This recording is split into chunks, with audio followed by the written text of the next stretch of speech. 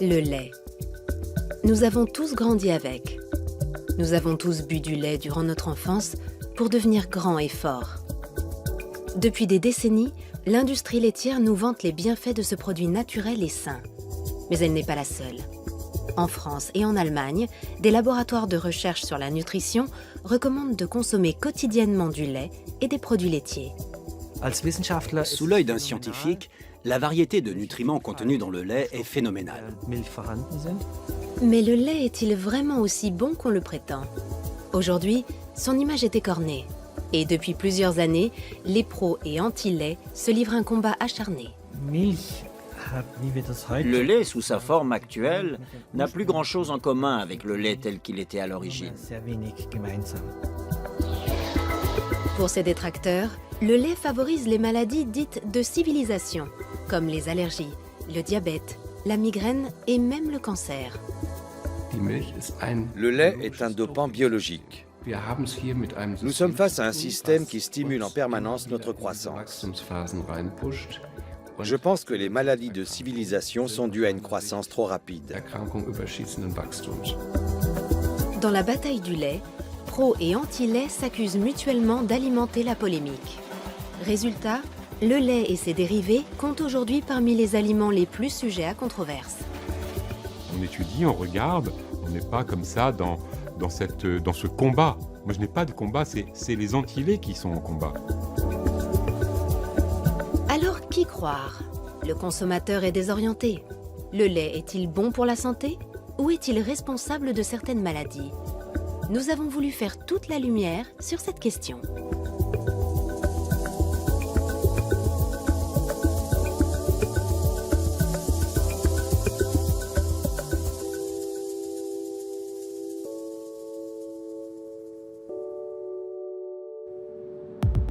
Pour les besoins de cette enquête, nous sommes partis à la rencontre de scientifiques, de médecins et de producteurs de lait à travers toute l'Europe.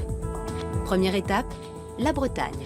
Nous avons voulu savoir comment le lait est fabriqué aujourd'hui et quel est l'impact de sa transformation sur les consommateurs. La coopérative laitière Laïta a accepté de nous recevoir.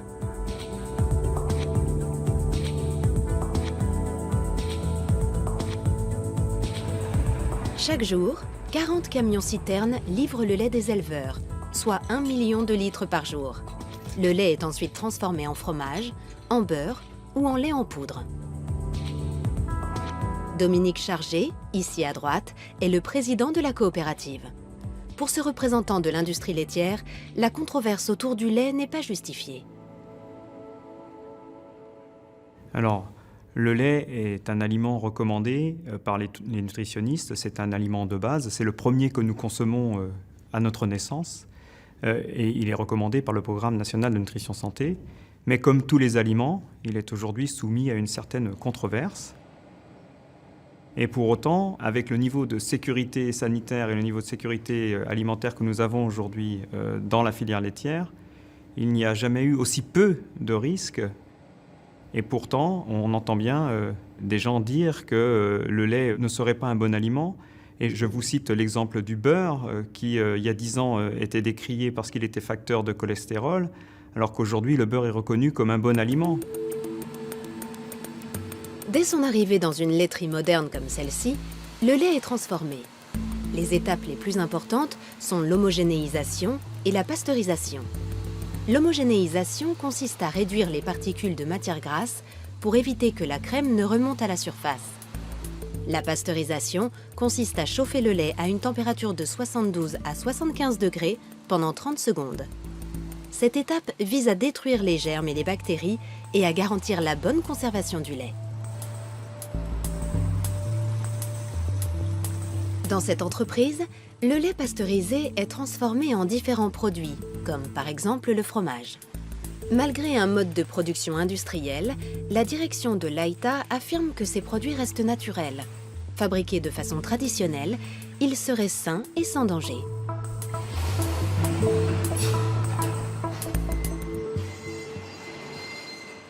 Nous fabriquons des produits à base de lait, comme le beurre, comme le fromage, comme les yaourts, de la même façon que nous les fabriquions il y a 40 ans, 50 ans. avec des techniques et des process qui sont sans doute nouveaux, mais qui sont aujourd'hui contrôlés et qui sont reconnus et qui sont soumis à une réglementation très stricte. Et je pense qu'avec le niveau de sécurité sanitaire et le niveau de sécurité alimentaire qu'il y a aujourd'hui dans la filière laitière, le lait est un excellent produit et que l'on peut consommer sans problème.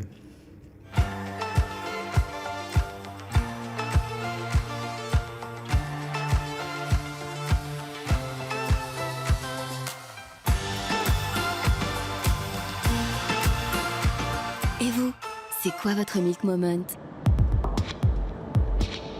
Le lait serait donc sans danger? Ce n'est pas l'avis de certains spécialistes.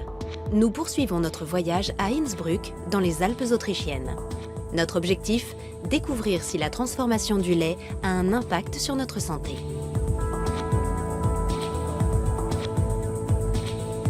Nous avons rendez-vous au cabinet du docteur Maximilian Ledorowski. Ce médecin est spécialisé dans les intolérances alimentaires.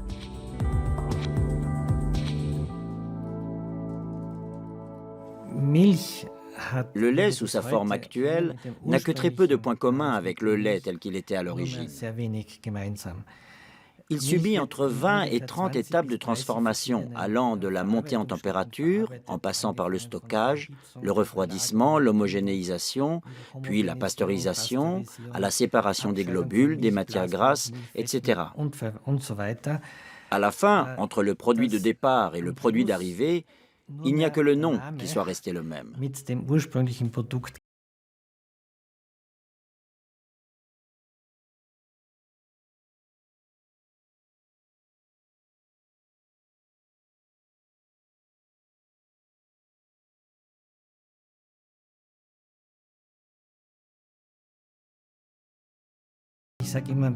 Je dis toujours avec ironie que je soigne les maladies que les nutritionnistes ou les médecins-chercheurs en nutrition ont créées grâce à leurs recherches.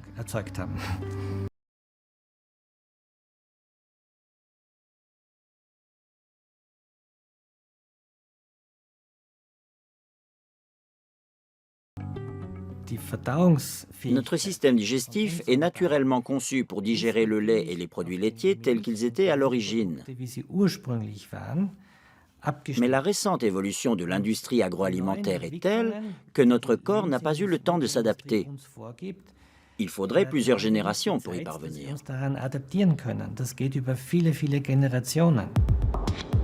Les méthodes de transformation modernes ont-elles fait du lait un produit industriel difficile à assimiler?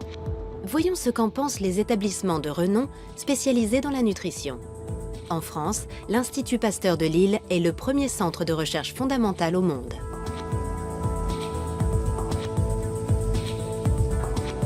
C'est une référence pour le gouvernement français et pour l'OMS, l'Organisation mondiale de la santé.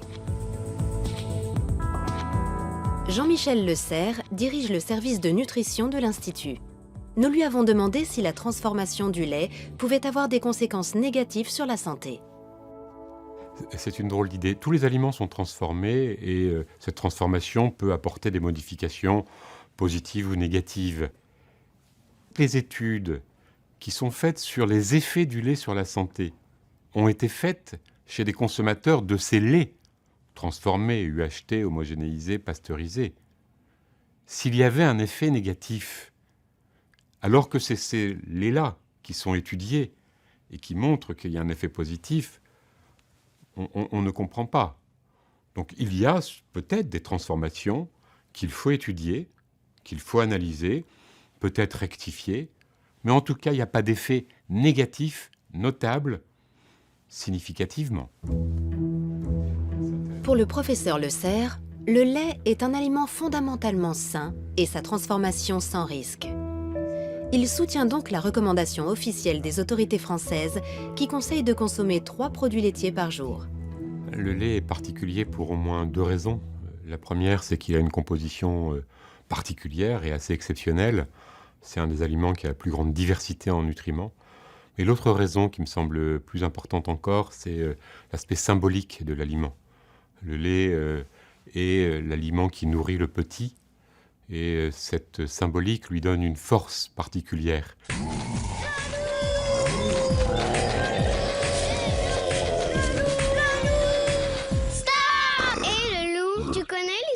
de Paf Paf Paf le loup? Alors, c'est l'histoire de 3 petits cochons qui mangeaient 3 produits laitiers par jour. Quand tout à coup, le loup! Les produits laitiers sont nos amis pour la vie. En Allemagne aussi, l'Institut national de nutrition financé par l'État encourage la consommation de produits laitiers. Idéalement, l'Institut préconise la consommation d'1/4 de litre de lait écrémé et de 2 tranches de fromage maigre par jour. L'Allemagne et la France sont les 2 plus gros producteurs de lait d'Europe. Dans ces 2 pays, l'industrie laitière est un acteur économique de poids. La France produit près de 25 millions de tonnes de lait de vache par an. L'Allemagne en produit près de 32 millions. Ces quantités colossales s'expliquent par l'efficience des élevages, mais aussi par l'utilisation de vaches à haut rendement et d'aliments concentrés.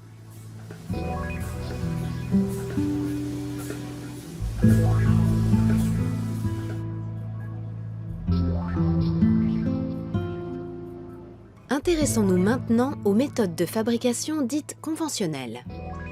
Nous nous rendons à la ferme Penneland, dans le nord de l'Allemagne. Philippe Kowolik dirige l'exploitation. Notre ferme compte 1 millier de vaches qui produisent du lait tous les jours. Il y a 3 traites quotidiennes et nous avons 4 étables distinctes, dans lesquelles les bêtes sont réparties en 6 groupes.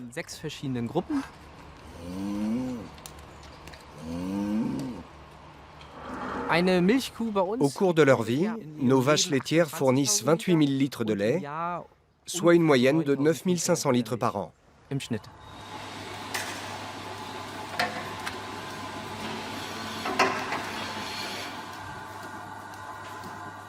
Pour une ferme conventionnelle, nous sommes légèrement au-dessus de la moyenne. Pour obtenir encore plus de lait, nous surveillons l'état de santé de nos bêtes et leur durée d'exploitation. Pour qu'une vache donne beaucoup de lait, elle doit être en bonne santé. Elle doit se sentir bien, sinon elle ne donnera pas beaucoup de lait. Tout va bien? Oui, super. Elles ne bougent pas. Ça prouve qu'on fait les choses bien. Elles ne sont pas nerveuses, elles ne nous repoussent pas et se laissent faire.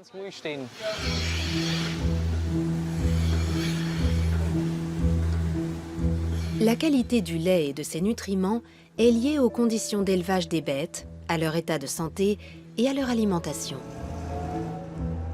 Ici, les vaches sont nourries avec de l'herbe et un mélange d'aliments énergétiques composés de maïs, de résidus de céréales et de colza.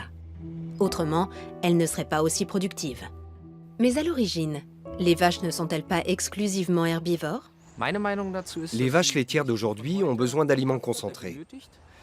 Si on leur laisse le choix entre de l'herbe et des aliments concentrés, elles iront en premier vers les aliments concentrés. Les vaches ont un certain besoin d'énergie que nous devons satisfaire. On ne peut pas les comparer aux bovins d'il y a 2000 ans. C'est impossible. Une vache à haut rendement, donc qui donne beaucoup de lait, est plus saine car elle est surveillée. Seule une bête bien soignée peut être en bonne santé et donner beaucoup de lait. Une vache ne fait pas ça toute seule. Le lait ne tombe pas par magie dans la cuve ou dans la bouteille. Avoir des animaux en bonne santé et productifs demande beaucoup de travail. Pour Philippe Kowolik, un élevage ultra performant n'a pas d'impact négatif sur la qualité du lait. Au contraire, dans l'ensemble, le lait serait même meilleur. Les nutriments sont restés les mêmes. Si on regarde 20 ou 30 ans en arrière, rien n'a changé. La qualité du lait s'est même améliorée grâce à la chaîne du froid, toujours à 4 degrés. Il faut refroidir le lait très vite. Ensuite, il part à la laiterie dans des camions-citernes. Toute cette chaîne est extrêmement efficace. Elle est contrôlée en permanence. Une fois par mois, on vérifie la qualité du lait de chaque vache. Il y a tellement de contrôle que je peux affirmer en toute bonne conscience que la qualité du lait s'est améliorée. C'est indéniable.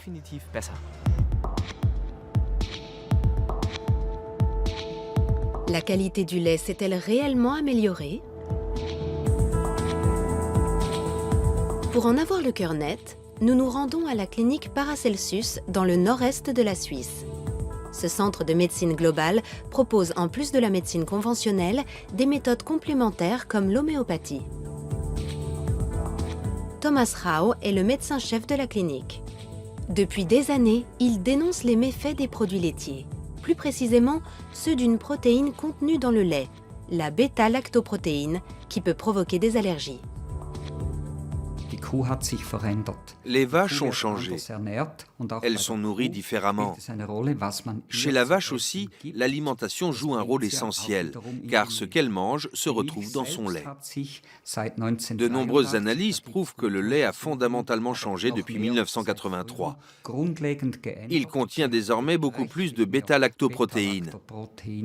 De façon générale, il est plus riche en protéines. En revanche, il contient nettement moins d'acides gras de type oméga 3. Il a également perdu énormément d'oligo-éléments. En définitive, le lait est quasiment devenu un produit industriel. Ce n'est plus le même lait. Quelles sont les conséquences d'une telle évolution sur l'homme? Pour le savoir, nous reviendrons plus tard vers le Dr Rau. En attendant, peut-on penser qu'il y a moins de risques avec le lait bio? Et quelle est la différence entre le bio et le conventionnel? Nous poursuivons notre voyage en Suisse à la ferme Rheinau. Cette exploitation bio observe le cahier des charges strict des directives écologiques Déméter. La ferme compte 70 vaches seulement. Elles ont encore des cornes et chacune a un petit nom. Martin Ott est un agriculteur bio. Il est aussi l'ancien directeur du site. En termes de production, Martin Ott s'est fixé pour objectif de ne pas mettre ses vaches sous pression. Il y a 200 ans, la championne du monde produisait environ 2000 kilos de lait par an. Aujourd'hui, on en est à 27 000. Une telle quantité de production ne peut se faire qu'au détriment de la santé des bêtes. En plus, nous avons des surplus de production. Résultat, les prix baissent, la pression augmente encore plus, et nous voici dans la spirale que nous connaissons. Mais j'ai fait une découverte formidable. Il suffit de bien comprendre la vache. Il faut la comprendre dans ce qu'elle fait de mieux, et lui rendre ce rôle qu'elle a toujours joué, et qui consiste à manger de l'herbe.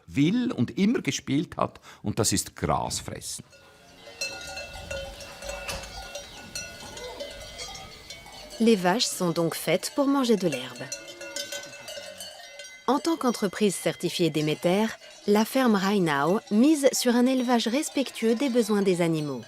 Elle n'utilise donc aucun additif dans la nourriture, ni aucun médicament préventif tel que les antibiotiques. Avec les vaches à haut rendement, le recours aux antibiotiques est régulier. Il permet par exemple d'éviter une inflammation des pies. En principe, ces antibiotiques ne se retrouvent pas directement dans le lait. Mais de façon détournée, ils peuvent avoir un impact sur la santé des consommateurs. L'étude des statistiques nous apprend qu'une vache européenne dite normale reçoit un traitement par antibiotique une fois par an. Ce sont des médicaments ultra efficaces qui perturbent l'équilibre bactériologique du lait. Du coup, la vache devient plus fragile. Autre conséquence, les antibiotiques sont éliminés dans l'urine et dans les excréments qui s'infiltrent dans le sol. Ils modifient la microbiologie des sols, qui modifie la croissance des plantes. Le cycle est sans fin. Avec le temps, l'homme développe une résistance aux antibiotiques, qui deviennent moins efficaces, mais dont nous avons besoin dès que nous sommes malades. Ici, le nombre de vaches dépend de la surface nutritive au sol. C'est une économie circulaire qui inclut l'agriculture et qui se suffit à elle-même, avec pour conséquence des tarifs au litre beaucoup plus élevés. La ferme se présente comme le contre-modèle d'un élevage dit conventionnel, qui pour la plupart achète des aliments contenant du maïs et de l'huile de palme sur le marché international. Si on ne change rien à ce système et qu'on veut produire les mêmes quantités de lait qu'à l'heure actuelle, on ne peut pas faire du bio, car le bio reste un système. La production mondiale de lait à partir de l'herbe sera toujours limitée, notamment par les vaches. Si on encourage ce système, il y aura moins de lait et son prix remontera. Il sera peut-être plus cher que le Coca-Cola, mais ce sera à nouveau le prix juste. Le lait retrouvera alors toute sa place dans notre alimentation. Il ne sera plus un produit comme les autres, un produit industriel qu'on trouve partout sous toutes les formes. Voilà comment je vois les choses. Le lait bio serait donc une alternative durable à la production de lait industriel dans le monde. Mais est-il aussi plus sain? Nous partons à Karlsruhe, dans le sud-ouest de l'Allemagne. L'Institut Max Rubner est le centre de recherche national pour l'alimentation et la nutrition. Nous avons rendez-vous avec le professeur Bernhard Watzel. Il dirige le département de physiologie et de biochimie de la nutrition.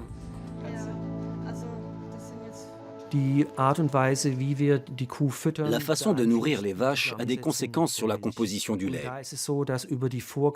Avec les directives de production biologique, on constate un effet visible sur la composition en acides gras. En général, dans un lait bio, nous avons des compositions plus intéressantes, avec de fortes concentrations en nutriments essentiels, comme les oméga 3. On en trouve en général 50% de plus. À long terme, cela peut présenter un certain avantage, mais un avantage somme toute très relatif. Pour le professeur Watzel, le lait est un aliment sain et le lait bio l'est un peu plus encore. Pourtant, de nombreuses personnes ne supportent pas le lait. La cause la plus connue est l'intolérance au lactose. En Europe centrale, près d'1 personne sur 7 est concernée. Depuis quelques années, on s'intéresse beaucoup à l'intolérance au lactose. De plus en plus de personnes pensent souffrir de cette pathologie. Mais au fait, qu'est-ce qu'une intolérance au lactose ? Nous avons posé la question au docteur Ledorowski, spécialiste des intolérances alimentaires à Innsbruck. En réalité, l'intolérance au lactose représente la norme. Car une fois sevré, 75% de la population mondiale perd de la capacité à digérer le lactose. Et lorsqu'il ne peut pas être digéré, le lactose est fermenté par les bactéries qui se trouvent dans l'intestin. Le problème, c'est que ces produits de fermentation peuvent provoquer des maux de ventre, des diarrhées, des ballonnements, etc.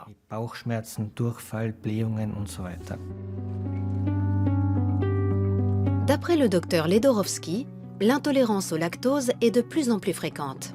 Mais ce n'est pas le seul problème.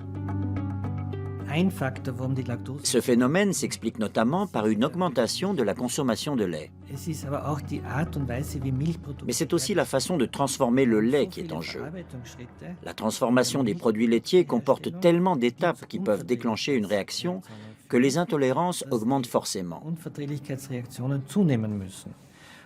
On a tendance à incriminer le lactose, mais il s'agit souvent de l'association de plusieurs intolérances.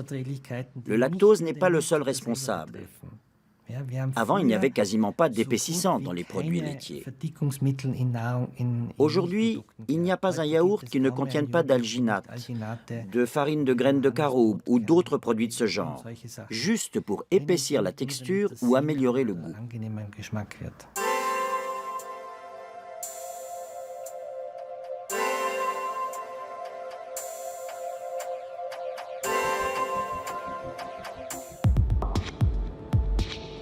La publicité pour les produits laitiers incite à consommer plus de lait. En même temps, les intolérances sont de plus en plus nombreuses. Et le lactose n'est pas le seul en cause. Bien souvent, les symptômes sont inattendus. Cet homme en a fait l'expérience. Alain Gouriou vit avec sa famille près de Paris. Avant, il mangeait plusieurs yaourts par jour. Puis, il a commencé à souffrir de migraines. Il n'a d'abord pas fait le rapprochement avec sa consommation de produits laitiers. J'avais des maux de tête persistants, environ 2 à 3 céphalées par mois, qui pouvaient s'étaler sur 2 ou 3 jours si je ne les gérais pas avec de l'ibuprofène.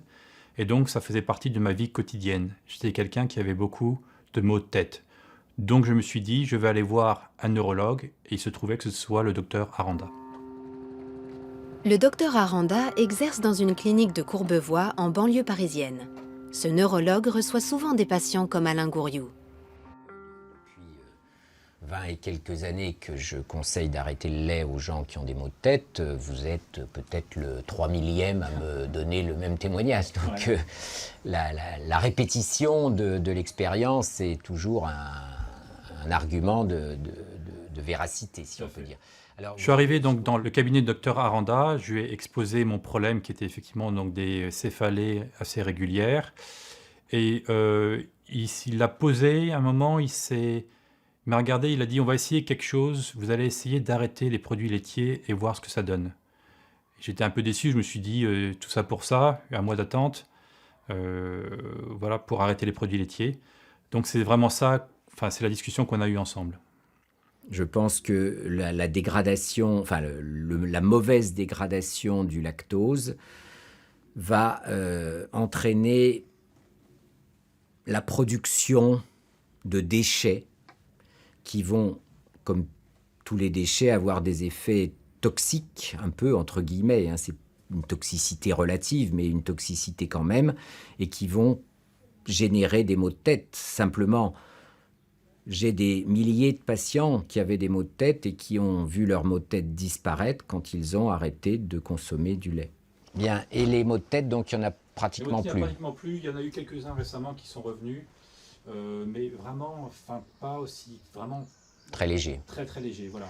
Alors, quasiment du jour au lendemain, quand j'ai arrêté les yaourts, le lait, la crème, je n'ai plus de maux de tête. C'est-à-dire qu'en fait, mes épisodes de céphalée que j'avais tous les semaines ou tous les 2 semaines se sont tout simplement arrêtés, quasiment du jour au lendemain. Maintenant, est-ce que c'est lié directement à la non-consommation de produits laitiers? Ça, je ne pourrais pas vous dire. Mais la coïncidence est quand même frappante que quasiment du jour au lendemain, j'arrête le lait, les crèmes et les yaourts et que je n'ai plus de maux de tête, ou que des maux de tête très légers qui durent très peu de temps, que je n'ai même pas à traiter avec de l'ibuprofène.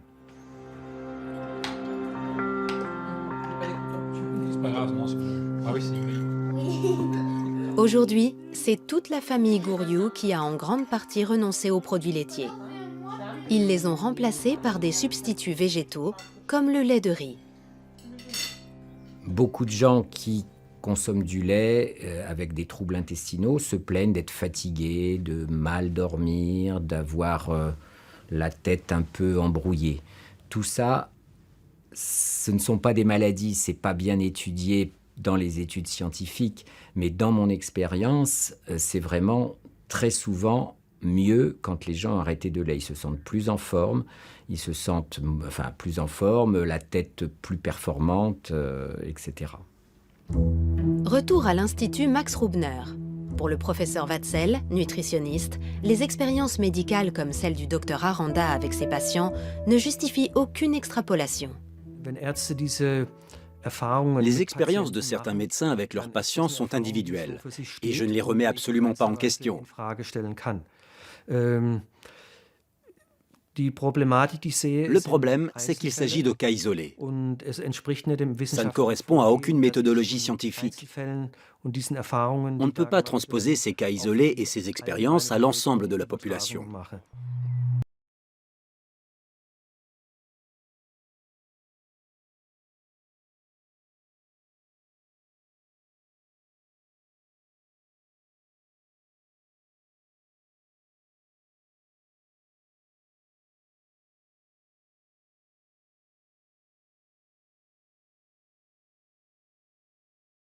Avez-vous eu des infections? Une seule, mais qui a vite disparu. En 2 jours, je n'avais plus mal à la gorge. Qu'avez-vous changé dans votre alimentation? J'ai supprimé le gluten et le lait. Bien. Et comment le vivez-vous? C'est supportable? Oui, c'est bon aussi. On s'y habitue. Tous les produits qui contiennent des protéines de lait de vache comme les yaourts, le fromage, la crème sous toutes ses formes et tout ce qui contient du lait sont des produits qui posent un problème parce qu'ils sont très allergisants.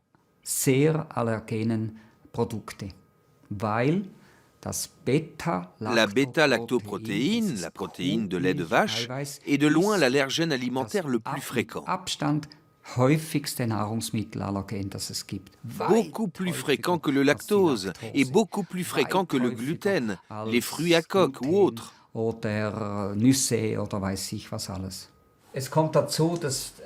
Avec 2 allergies alimentaires, chez vous le lait et le gluten, c'est 2 fois plus embêtant. Car elles peuvent détruire la flore intestinale et même la muqueuse intestinale. C'est tout le système immunitaire qui est perturbé.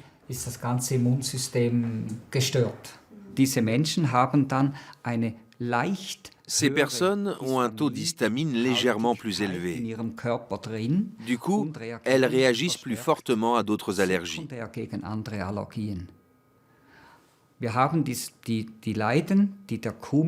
Les personnes allergiques au lait de vache, et plus rarement les patients allergiques au gluten, donc atteints de la maladie cœliaque, peuvent avoir des allergies secondaires.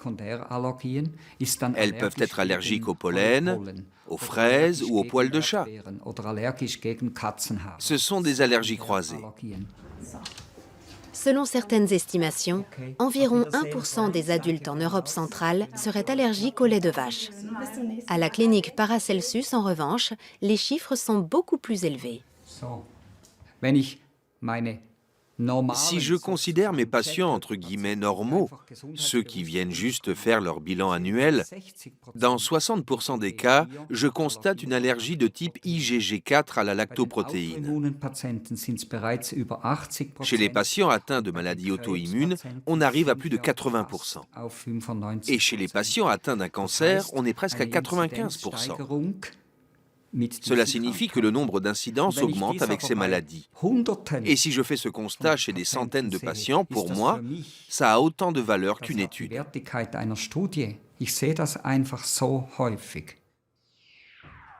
D'après les conclusions du Dr Rao, le lait et ses dérivés peuvent aussi provoquer des troubles immunitaires, c'est-à-dire un affaiblissement chronique de notre système de défense. La conséquence est une plus grande fragilité face aux infections, comme l'angine chronique ou la sinusite chronique. 1 litre de lait contient le lait de plusieurs milliers de vaches. Et ces milliers de vaches sont traitées avec des antibiotiques. Et la pasteurisation modifie les protéines. Cela crée un désordre immunologique.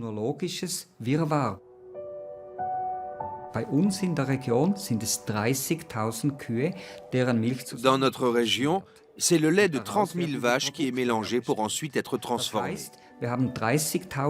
Cela signifie que nous avons 30 000 profils immunologiques individuels mélangés. C'est comme si une avalanche d'informations immunologiques s'abattait sur nos jeunes enfants.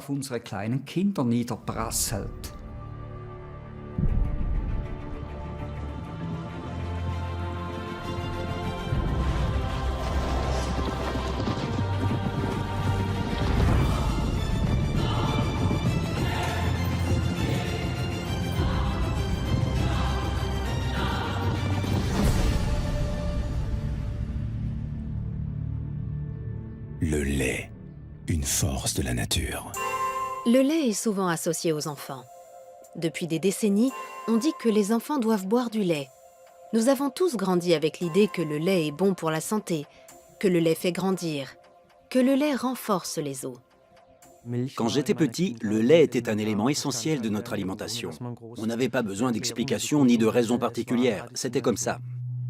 Les centres de recherche comme l'Institut Pasteur de Lille le confirment. Le lait est particulièrement recommandé aux enfants. Il a une grande diversité. Il contient des protéines de très grande qualité, de très grande diversité, avec des spécificités au niveau de leur efficacité pour faire grandir.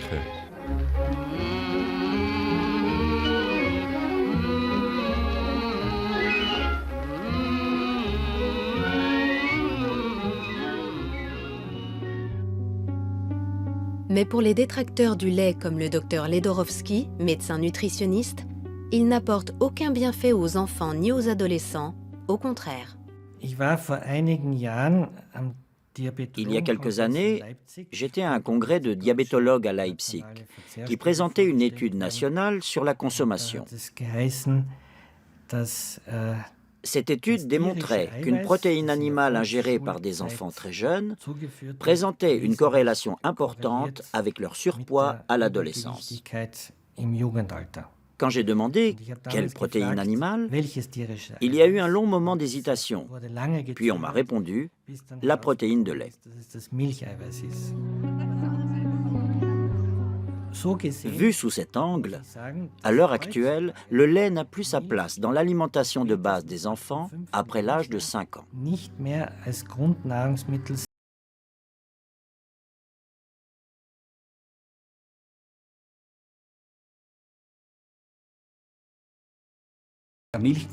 La consommation de lait peut avoir des conséquences très différentes sur les enfants. Ils peuvent développer des allergies, de l'asthme, et même à long terme, avec l'hyperstimulation du système immunitaire, des maladies auto-immunes.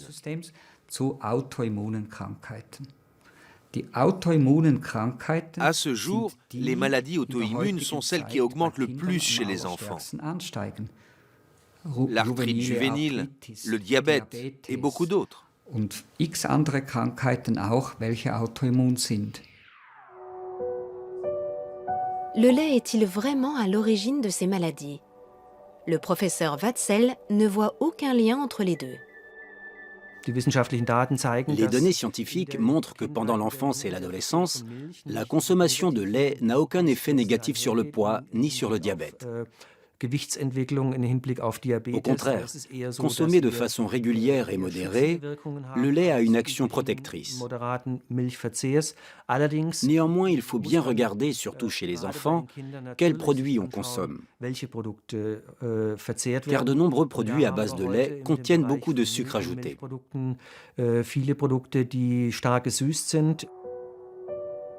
Ce ne sont donc pas forcément des produits que nous conseillons pour l'alimentation des enfants. En revanche, le lait, les yaourts nature et le fromage sont tout à fait recommandés, car ils contiennent une grande variété de nutriments essentiels. Le lait est un produit naturel et de qualité. Le lait est sain et il rend beau. C'est ce qu'affirme ce spot publicitaire. Un message qui n'est pas si éloigné de l'adage selon lequel, grâce à sa forte teneur en calcium, le lait favorise le développement des os chez l'enfant et prévient l'ostéoporose chez l'adulte.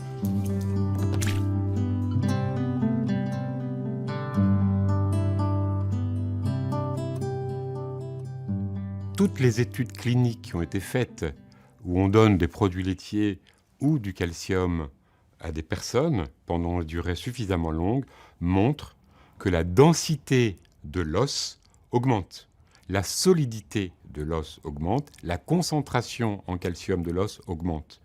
Et donc, toutes les études montrent que les produits laitiers contribuent à la lutte contre l'ostéoporose, mais ne suffisent pas, car c'est une maladie complexe où les facteurs sont multiples. Le lait et ses dérivés sont riches en calcium, c'est un fait. Admettons maintenant que nous ayons besoin de 1200 mg de calcium par jour pour avoir des os en bonne santé. Cela voudrait dire que nous devons boire 1 litre de lait par jour. Cela signifierait aussi que tous les mammifères, une fois sevrés, n'ont plus cette source de calcium et sont sujets à l'ostéoporose. Par extension, toutes les personnes sevrées et intolérantes au lactose souffriraient d'ostéoporose. Or, on constate exactement le contraire. Dans les pays où l'intolérance au lactose est endémique, les cas d'ostéoporose sont beaucoup plus rares que dans les pays où il y a peu d'intolérance. C'est le cas de l'Allemagne et de la Scandinavie, où la consommation de lait est la plus importante.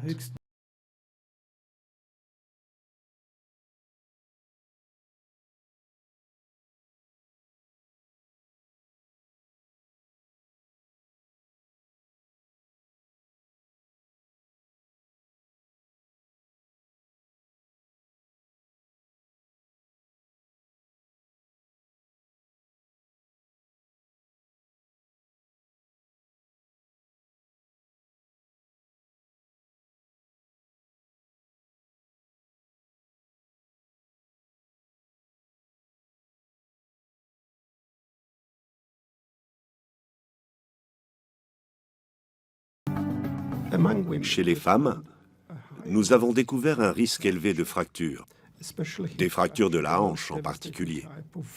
C'est la fracture la plus grave chez les personnes âgées. Nous avons également noté un taux de mortalité plus important chez les femmes qui boivent beaucoup de lait. Nous avons constaté cette même tendance chez les hommes, mais à une moindre échelle. Pour le professeur Michaelson, ces résultats s'expliquent par la présence de galactose, un composant du lactose. En laboratoire, les animaux qui ont reçu du galactose ont vu leur processus de vieillissement s'accélérer. La quantité de galactose administrée à ces animaux correspond à la dose présente dans 1 à 2 verres de lait, ce qui corrobore parfaitement les résultats de notre étude. Le lait et ses dérivés seraient-ils nocifs? Pour le professeur Michaelson, la question n'est pas aussi tranchée. Son étude fait clairement la distinction entre le lait à boire et les produits fermentés comme les yaourts et le fromage. Ces derniers contiennent nettement moins de galactose, mais cette étude a permis d'autres révélations. Nous avons également découvert que la consommation élevée de fromage, de lait caillé et de yaourt était associée à un risque légèrement réduit de fractures et de mortalité, contrairement au lait. Pour l'heure, si le professeur Michaelson ne donne aucune recommandation nutritionnelle, c'est qu'il n'est pas encore arrivé au terme de son programme d'études. Cependant, pour lui, une chose est d'ores et déjà sûre. Boire du lait en grande quantité ne permet pas de prévenir les fractures. Notre étude montre que le lait augmente le risque de fracture chez les personnes âgées, alors que nombre d'autres études démontrent qu'il ne diminue pas le risque de fracture, contrairement à ce qu'ont affirmé les producteurs de lait pendant des dizaines d'années.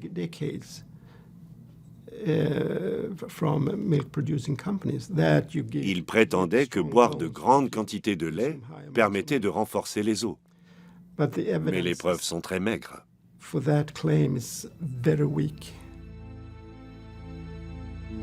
Les Français et les Allemands devraient-ils boire moins de lait pour éviter tout risque de fracture? Non, répondent les spécialistes des deux pays. Les centres de recherche sur la nutrition maintiennent leur position, car la consommation de lait en Suède n'est pas comparable à nos pays. Par ailleurs, cette étude montre que boire du lait en quantité trop faible n'est pas bon non plus. Quand on regarde dans cette étude, les femmes consommaient environ 600 ml de lait par jour. Aujourd'hui, en France, on est à 100 ml. Donc ce sont deux choses qui sont totalement différentes. Et donc il faut se poser la question du pourquoi les excès de produits laitiers, puisque c'est un excès, ne sont pas bénéfiques. Il me semble qu'un excès n'est jamais bénéfique. Et donc moi, je ne recommande absolument pas l'excès. L'autre excès, qui est bien démontré cette fois-ci, c'est que les personnes qui ne consomment pas du tout de produits laitiers, pour des tas de raisons, ça peut être des enfants qui n'en consomment pas pour des raisons qui sont liées à une intolérance quelconque, ont beaucoup plus de fractures, 2 à 3 fois plus de fractures. Ça, c'est totalement démontré. Cette étude suédoise aura eu le mérite de prouver une chose. Avec les aliments complexes comme le lait, il est difficile d'être catégorique. Par ailleurs, dans quelle mesure les résultats d'études isolées autorisent-ils l'extrapolation? Lorsqu'on s'intéresse aux effets des aliments sur la santé, il convient de se poser la question suivante. De quelles informations disposons-nous? Toutes les études ne sont pas aussi qualitatives. La communauté scientifique a défini des critères bien précis afin de juger de leur bien-fondé. Quelle est la pertinence de ces données? S'agit-il d'observations pures ou d'expérimentations? Il existe toutes sortes d'études. Nous, les scientifiques, sommes en mesure d'établir un classement.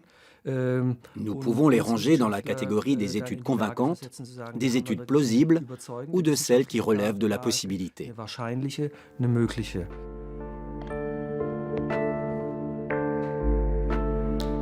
Pour la science, seule l'exploitation de plusieurs études est pertinente. C'est ce qu'on appelle les méta-analyses.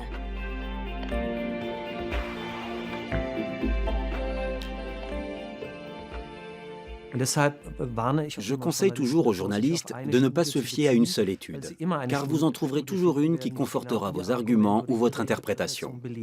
Mais du point de vue scientifique, ce n'est pas juste. Nous devons prendre en compte l'ensemble des données.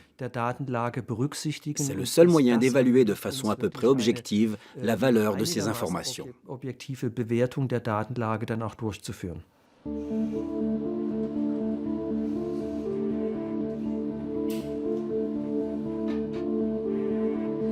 Dans l'ensemble, les médecins qui, contre l'idée générale, recommandent de supprimer le lait, ne s'appuient pas sur des études. Ils préfèrent se fier à leur expérience thérapeutique avec les patients, même s'ils n'ont pas la reconnaissance scientifique que peuvent apporter des études.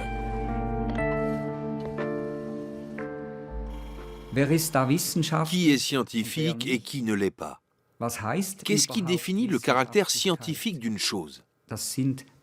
Une étude, c'est l'analyse d'un groupe de personnes relativement important selon certains critères. C'est exactement ce que je fais. J'étudie un immense groupe de patients depuis 30 ans. Entre 100 et 300 personnes viennent ici chaque jour. Nous leur donnons des conseils et leur santé s'améliore. Pour moi, c'est beaucoup plus empirique et scientifique que certaines études mensongères.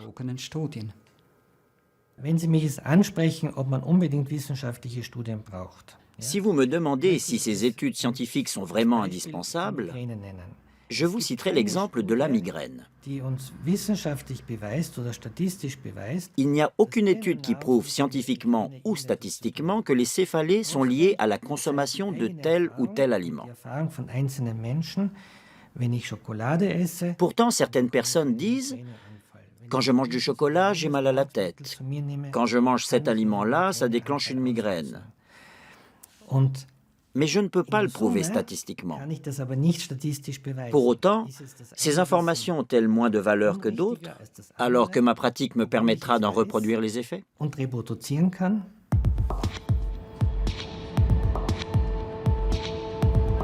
Les anti-laits pointent un autre problème, le manque d'indépendance de certaines études, ou encore les liens entre les scientifiques et l'industrie. Nous partons dans le sud de la France, dans la région de Nîmes.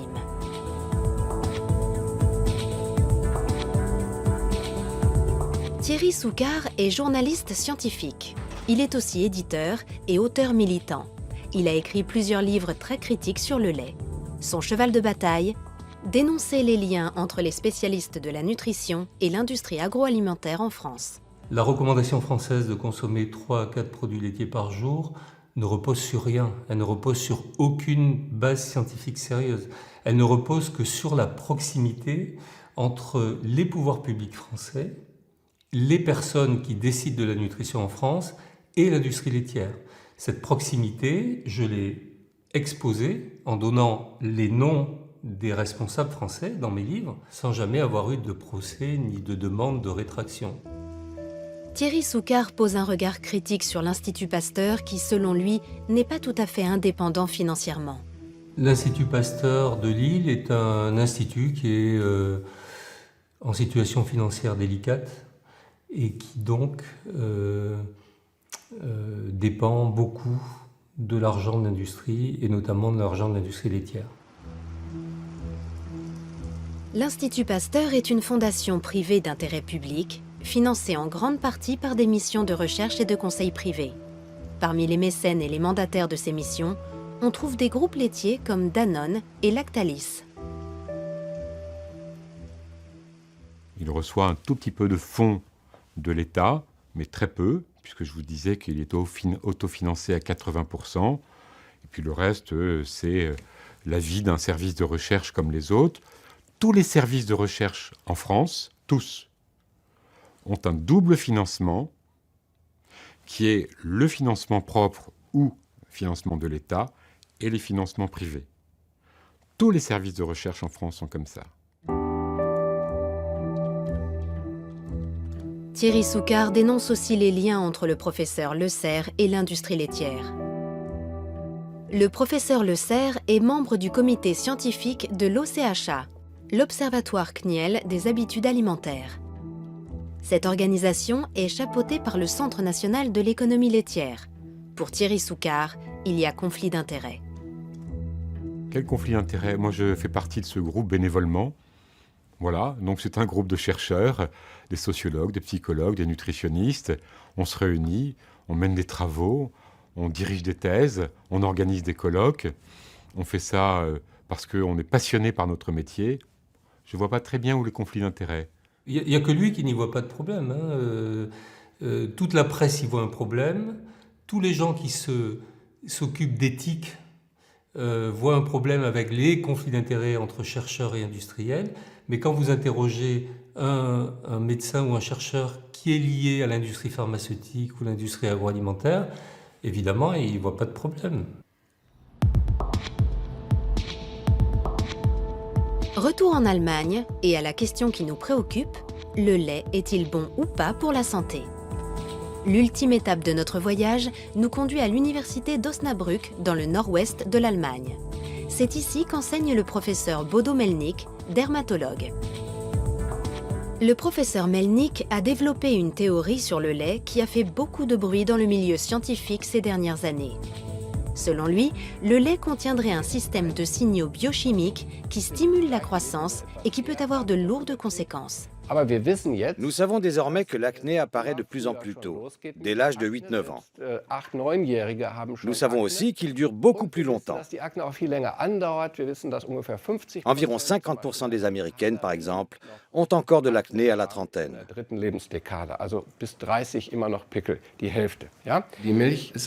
Le lait est un sujet passionnant. En 2008, l'université de Harvard a publié les résultats d'une étude épidémiologique. Celle-ci montrait pour la première fois que la consommation de lait favorisait l'acné. Je me suis demandé, mais comment est-ce possible? Comment le lait peut-il avoir une action sur les glandes sébacées? Il doit forcément agir de l'intérieur. En clair, il doit envoyer un signal. Nous avons donc redéfini le lait. Nous avons décrété qu'il ne s'agissait pas d'un aliment ordinaire. Il faut bien comprendre que le lait a un objectif, stimuler la croissance. Le lait joue un rôle capital. C'est un dopant biologique. D'après la thèse du professeur Melnick, le lait envoie 2 signaux de croissance dans le corps. Premièrement, ces acides aminés stimulent le foie qui produit l'hormone de croissance IGF-1. Deuxièmement, les micro-ARN, des petites particules génétiques, régulent les gènes humains pour stimuler la croissance. L'acné apparaît à la puberté, alors que notre corps est peut-être déjà en train de stimuler le développement anormal d'autres glandes. Et ça continue jusqu'au diabète. Si ces signaux sollicitent en permanence nos glandes, c'est là qu'apparaissent le diabète, le surpoids, l'insuline qui fait grossir les cellules adipeuses et pour finir les maladies liées à la démence. Pour Parkinson, qui est aussi une maladie neurodégénérative qui évolue en permanence, il y a une corrélation évidente avec la consommation de lait. Nous sommes face à un système qui stimule en permanence notre croissance. Je pense que les maladies de civilisation sont dues à une croissance trop rapide. Selon le professeur Melnick, cette croissance excessive peut même augmenter le risque de cancer. Le lait contient une particule génétique spécifique également fabriquée par les cellules cancéreuses pour accélérer leur croissance. On l'appelle OncoMIR21.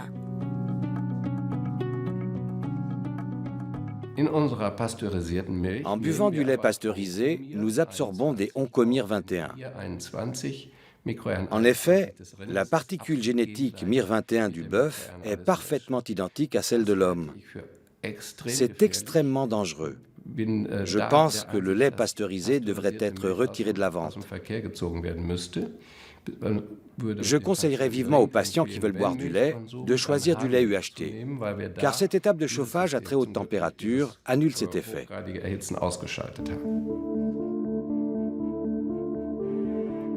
La théorie du professeur Melnick est encore isolée. La plupart des spécialistes en nutrition la rejettent en bloc. C'est le cas du professeur Watzel de l'Institut Max Rubner. J'ai rencontré le professeur Melnick à plusieurs reprises. Nous avons eu de longues discussions, parfois même au sein d'un comité d'experts. Son hypothèse est intéressante, mais il n'a aucune preuve dans la pratique. Les données issues d'études expérimentales ou d'observations sur des humains indiquent le contraire. En clair, la majorité des études démontrent qu'il n'y a aucun rapport entre le lait et les maladies de civilisation. Seules les études sur le cancer sont plus nuancées. Si la consommation de lait augmente légèrement le risque de cancer de la prostate, elle diminue celui du cancer du côlon. Et pour les autres formes de cancer, les chercheurs ne voient aucun lien avec le lait. Pour ce qui est du cancer, il faut bien faire la part des choses. La seule conclusion pertinente du point de vue clinique concerne le cancer de la prostate, pour lequel une forte consommation de lait peut avoir des effets négatifs. Nous arrivons au terme de notre voyage. Savons-nous à présent si le lait est bon ou mauvais pour la santé? Les réponses sont contradictoires, les études pas vraiment parlantes. Alors qui croire? Les scientifiques qui ne jurent que par les études? Ou les médecins qui s'en remettent à leur expérience clinique? Si vous me demandez, je vous dirai que c'est moi qu'il faut croire. Je pense tout simplement que j'ai raison et que mon expérience personnelle le confirme. Je nage peut-être à contre-courant, mais je suis médecin. Je pratique la médecine traditionnelle et non la médecine parallèle. Je ne me base pas sur des croyances ésotériques quelconques, mais purement et simplement sur des études que j'ai menées moi-même et sur mon expérience personnelle. L'expérience face à la science. Pour la plupart des spécialistes en nutrition, les anti-laits sont des agitateurs motivés par des raisons idéologiques. Il faut séparer l'idéologie et la nutrition, ne pas moraliser la nutrition. Que le lait ne convienne pas à certains, c'est tout à fait normal. Qu'il ne soit pas parfait, c'est tout à fait normal. Qu'il y ait des études qui soient complexes et contradictoires, c'est normal. On étudie, on regarde. On n'est pas comme ça dans ce combat. Moi, je n'ai pas de combat, c'est les anti-laits qui sont en combat. À travers la publicité, l'industrie laitière a toujours tout fait pour préserver l'image du lait. Et ça marche. Malgré les critiques, l'image positive du lait ancrée dans l'esprit des consommateurs est restée intacte. J'ai un profond respect pour les performances en marketing des industriels. Ce sont des pros. Ils ont réussi à retourner l'opinion. C'est un lavage de cerveau qui dure depuis 30 ans. Ils ont tellement bien réussi qu'aujourd'hui, tout le monde est convaincu que le lait est bon pour la santé. Parmi les experts, le débat reste ouvert. Faut-il oui ou non consommer du lait?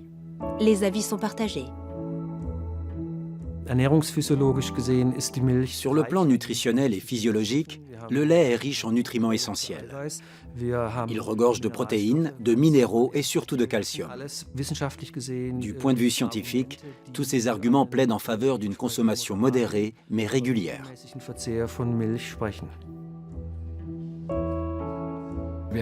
Ces produits sont désormais présents dans de nombreux domaines de notre alimentation. À mon avis, nous sommes clairement dans l'excès. Au bout de plusieurs dizaines d'années, cela entraîne une stimulation excessive. L'effet n'est pas immédiat. Il est long, insidieux et peut donc passer inaperçu. Notre enquête a révélé plusieurs choses. Le lait provoque plus de désagréments qu'on ne le pense. Sa suppression peut permettre à l'un ou l'autre patient de retrouver un certain équilibre. Quant à savoir s'il peut favoriser certaines maladies, les avis divergent. Chacun se fera donc sa propre idée sur la question.